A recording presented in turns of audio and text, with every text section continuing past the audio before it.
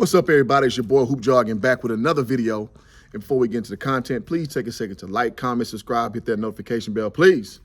All right, let's get it. I'm gonna make a quick video. And shout out to my guy, AB the Hero. He had a one-on-one sit down with Lavar Ball talking about some of the similarities between, what Coach Prime does with his family and who he does with his boys. Obviously, both has yielded great results. And so I want to just kind of juxtapose those two things. I want you to hear Lavar's point of view, and I'll come back with mine.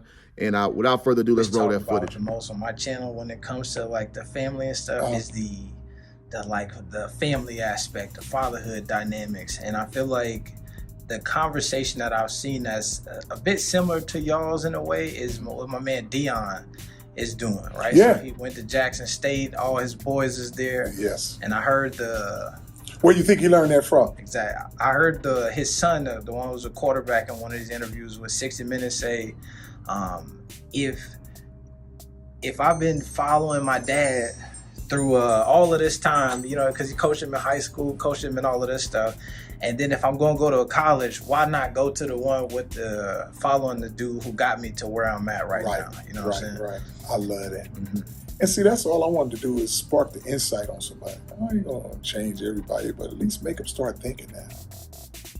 And look, how do you get to the pros? You got to go through college football.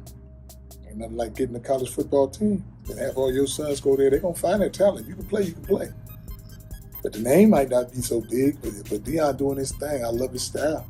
I love it. He's following this thing right here. This is real deal. What he doing on the college level. Ain't nobody talking about no HBCU football. But now Dion, he got the name, Coach Prime, and he treating these boys right. He treating them right. So now it's like, man, talent is talent. And that's what you do. And that's why folks don't understand helping somebody do something else. They like to preach this thing right there. Ain't no way Joe will be there without his brother. A lot of people in situations wouldn't be where they're at if it wasn't for some help. And why wouldn't you help your family? Somebody said something a long time ago, man. They said the only reason the boys is getting recruited and going to UCLA is because of Lonzo. And I said, you goddamn right, because I ain't sending my boys to 3 different colleges. Okay, guys, as you've seen, Lavar has a lot of talking points that are to be addressed, and I think that they were really good, succinct points that he made. And first, he said about following his father. And he's speaking about Shedeur Sanders, the quarterback, obviously, at Jackson State University, because we know a lot of teams, definitely wanted to have his services, and he chose to follow his father. Now, if we remember things in context, it wasn't always a foregone conclusion that Shedeur was going to come to Jackson State. And when he came, it was big news. So now we're 2 years down the road, and it feels like, those times didn't happen. So I think it's very insightful that Lavar shares that, he chose to follow his father, and with, Shedeur's actual words, that's why he went. And so now, again, it seems like it's just normal, but at the time, that wasn't quite the case. And he also mentioned about sparking the insight. Now, you can say what you want to say. You can say Coach Prime's his own man. He does his own thing, which he is. Lavar Ball was doing this break the mold thing back in 2017. Coach Prime, had the HBCU, niche going since 2020. So now I don't know if those lanes necessarily intersected, but Lavar did kind of start that control your own destiny situation in real time. So, I don't know how correlational it is to Coach Prime, but I'm not mad at him for feeling that way about what he did, because Lavar did break the mold. That's just facts. He also mentioned about the NFL will find you, which is true, man. Jackson State is getting coverage that no other team has ever gotten in the SWAC since forever. And salute to Coach Robinson.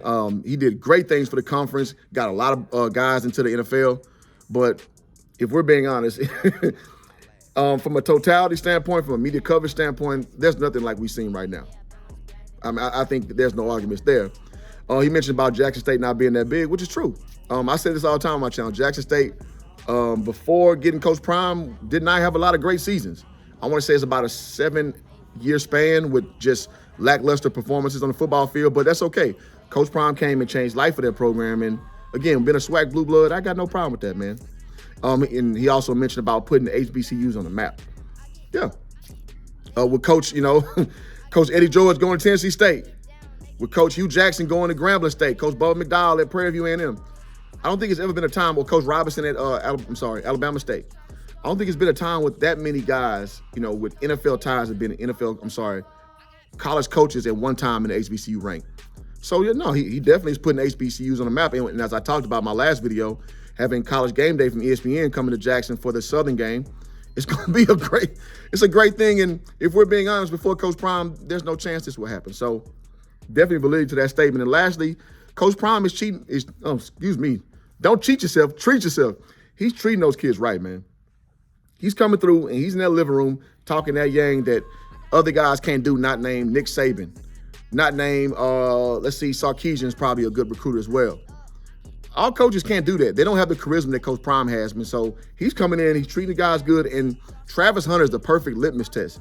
You got a 5-star, top-tier kid, and he loves being a part of that program. So you can't use those normal tropes like, oh, well, you go to HBCU, you don't get the same experience. Coach Prime is showing you right there, they're doing a lot with a little. So that's a great point that Lavar brought up as well. Like, you treating those boys right. So you think other people don't see that? You out of your mind if you don't think that. And lastly, the last part, which I agree with wholeheartedly, was nepotism is okay. It's okay to get on because your brother got you on, because your dad got you on. Y'all look at these big companies with these CEOs, like the Dow family in particular. They hire their family people to keep the business running. There's nothing wrong with that. There's nothing wrong with that. So it's just funny when people kind of say, oh, you only got on because of this, you only got on because of that. And he mentioned, Jello being the middle kid, talking about Lonzo, the older kid.